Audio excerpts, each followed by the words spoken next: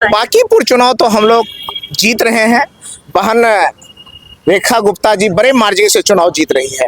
इसका परिणाम यही है, आपने देखा आज बिहार और देश की जो राजनीति है वह चौराहे पर खड़ी है। अब यहाँ के युवाओं को यह तय करना होगा, बिहार की तकदीर बदल सकते हैं।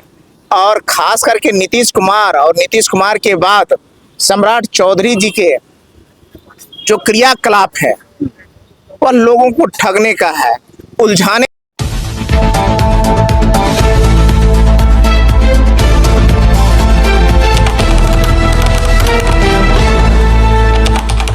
सर, आज युवा को लोग का बैठक है, क्या कुछ बोलना चाहेंगे?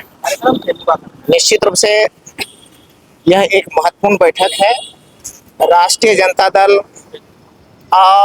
के युवा प्रकोष्ठ का आज कार्यकारिणी की बैठक है, जिसमें प्रदेश भर के लोग आए हैं। आज बिहार और देश की जो राजनीति है वह चौराहे पर खड़ी है। अब यहाँ के युवाओं को यह तय करना होगा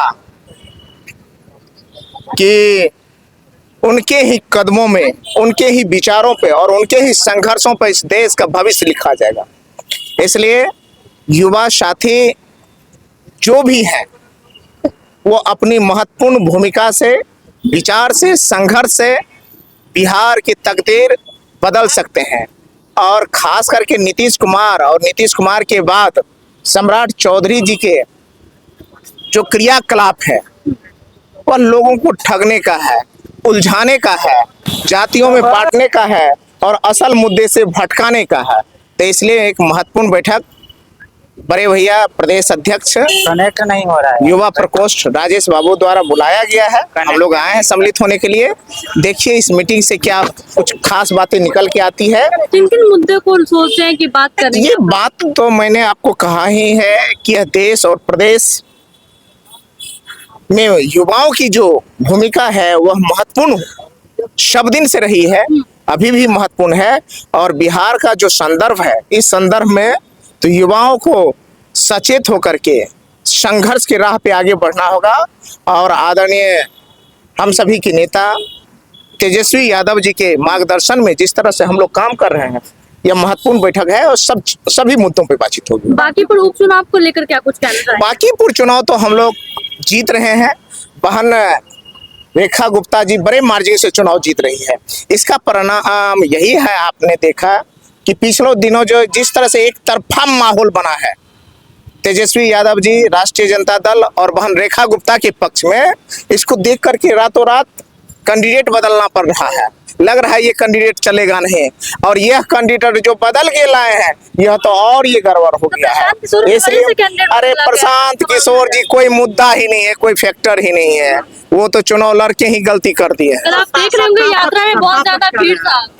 अरे भीड़ से अगर वोट में कन्वर्ट हो जाता है तब तो भीड़ कई जगह ऐसा इतना होता है, एक एक सभा में इतनी वोट भीड़ होती है कि उसी के आधार पे लोग चुनाव जीत जाएगा। आमने सामने कोई क्या आमने सामने, वो लोग अपना ए टीम बी टीम अपना खेल करे।